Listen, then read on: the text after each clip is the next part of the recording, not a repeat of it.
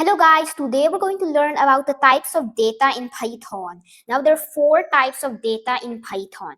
The first one is called strings. So for example, name equals, and let's just say Jeff. Now a string is just plain text. That's it. It can be anything. So for example, a name, place, object, and it only has one rule, is that it needs to have these quotes. Now the second one is called an integer. So for example, age equals 30. An integer is a plain number. It does not need the quotes, and the rule is that you cannot have like a decimal in it. The next is called float. So for example, float can have a 1 decimal point. So for example, like price equals 19.99.